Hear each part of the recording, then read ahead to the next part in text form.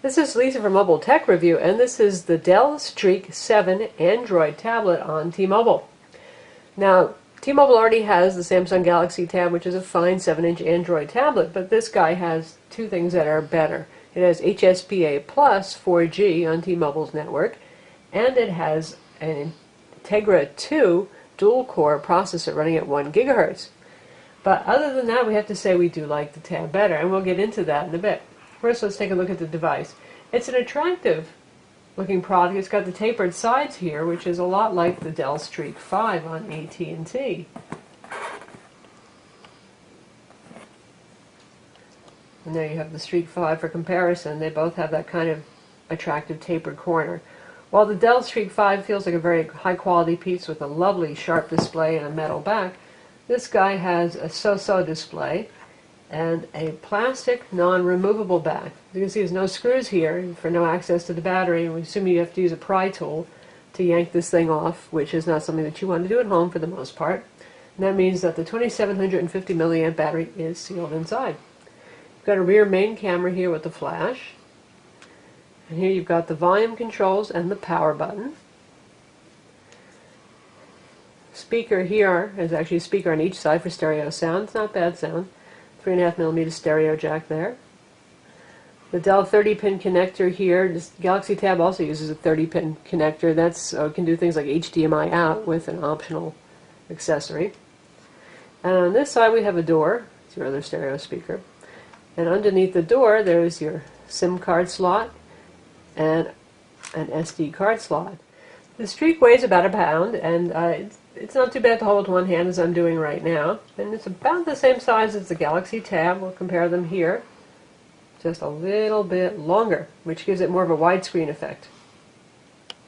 You have a front-facing video camera here for video conferencing, and it does come with quick software for video conferencing over Wi-Fi or 4G, your choice, or 3G too, of course. And here we have Froyo 2.2 with Dell's Stage UI, which are a selection of large widgets. Unfortunately, the customizations we saw on the Dell Streak 5-inch with Google OS 1.6, where you had a great customized dialer that integrated your contacts and better calendar and address book apps, that's all gone here for Froyo. But you do get the big widgets here. The launcher is fairly handy over here. This is your most recently used applications, and you've got the weather embedded over here. You can either plug in a location or use your GPS to do that. And you can set up social networking over here. This will do either Facebook or Twitter, but you can set up two instances of this widget, one for Facebook and one for Twitter. And then you get nice little status updates right here on the screen. You got the music player over here, which shows album covers if they're available, and just takes you right into the music player. And there, again, as I mentioned, the second instance of the social networking widget up here in case you want to have both.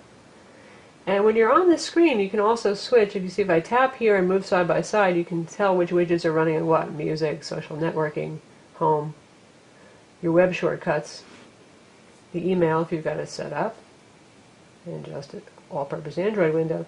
So this is nice too. Once you've gone to a website, you get a thumbnail of the web page, and you can just tap to go directly to that web page. So that's the Dell Stage UI. Otherwise, this is pretty much vanilla Froyo. You tap over here, you see all of your applications. They are arranged in pages, like so, in alphabetical order. And yes, it does work in portrait mode as well. In fact, some of the widgets actually look better in portrait mode. You can see more of your social networking updates if you have them loaded over here, for example. The buttons, of course, are obviously designed for landscape orientation. You can see here they are facing down. And missing, just like with the Streak 5, is the standard Android search button. So we have 3 out of 4 standard Android buttons. So you've got your standard back button here, your menu button, and your home button, but you do not have that search button. Of course, you can bring up search on screen. In terms of performance, this is very fast. The Quadrant benchmark was about 1500, which is pretty good, but not amazing. But then again, Quadrant really isn't optimized yet for dual-core CPUs. Nor are some of the other benchmarks. LinPack, we averaged about 37 to 38 megaflops.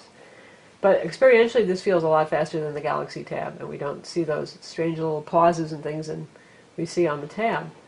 What's not so good about this is the 800 by 480 pixel display. That's the same resolution as a high-end smartphone, something like the MyTouch 4G, for example, on T-Mobile. And when you stretch that to 7 inches, things do look grainy. The text is really not sharp. You can see some pixelation in photos. The pixels are just basically too large.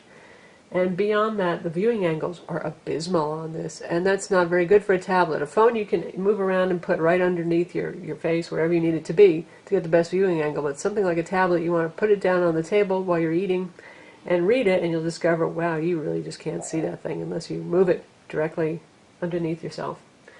So that's a big shame compared to the Galaxy Tab. Now this is $50 less than the Galaxy Tab, and we know that Dell was going for a budget-conscious, consumer-friendly product here, and despite the fact they've been making fairly high-end things with the Dell Venue Pro and with the original Streak on AT&T, this one was not meant to be as high-end a device.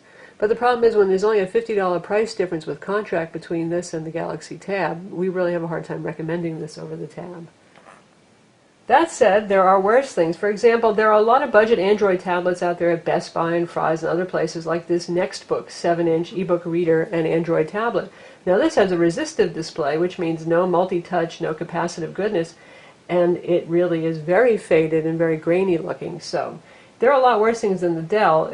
Our only complaint really is about the display quality. And every other way, this is quite high-end. You've got 3G, 4G, you have Wi-Fi 802.11, BG on this, Bluetooth, a GPS that works with Google Maps, and 16 gigs of internal storage. Of course, you can use an SD card to expand that further. So in all respects, this is a fairly high-spec product.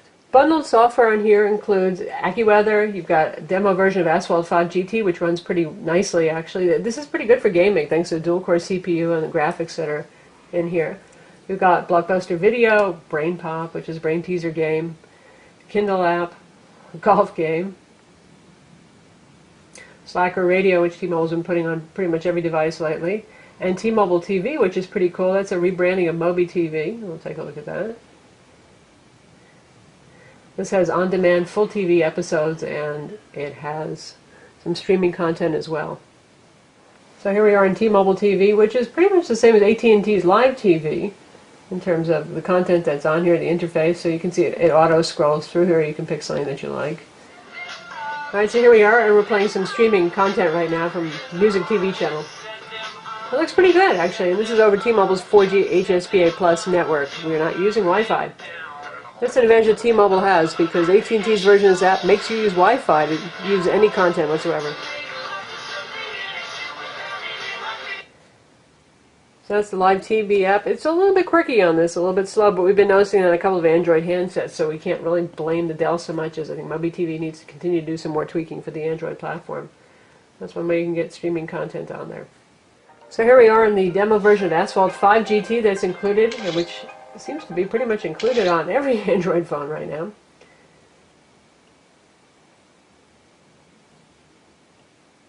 I get to hear the speakers too. Performance again, the game is pretty good. Also, web browsing with Flash content is very good. This does have Flash 10.1 for true Flash playback in web browser, which is nice.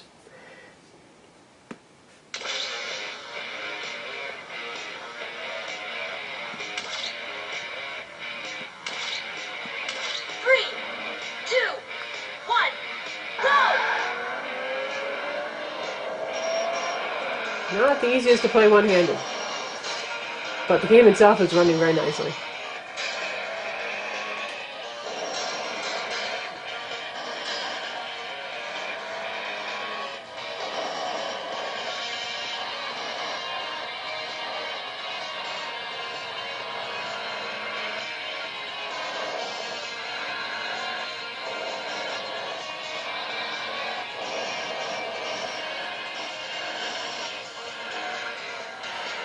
Alright, so that's Asphalt 5 GT running on the Dell Streak 7. So now we're checking out the web browser here. Again, it's 800 by 480 resolution, so it's the same thing you'll see on your smartphone, but obviously text is going to be bigger. And we have pinch zooming here, very fast and very fluid.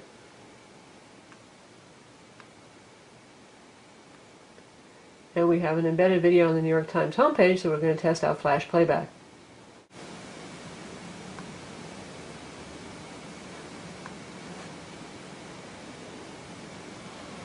Snow can be fun, but we prefer pretty cool. snow white sand.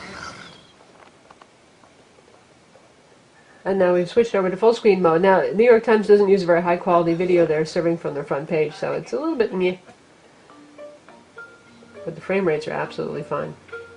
I've been excited about this all season long. I'm here at Pixar's campus just outside And of better San yet, it Francisco doesn't to bog get- down the device the way Flash 10.1 can on some slower CPU'd Android devices. So that's the Dell Streak 7. It's available now on T-Mobile for $199 with contract. It is, I believe, $450 without contract.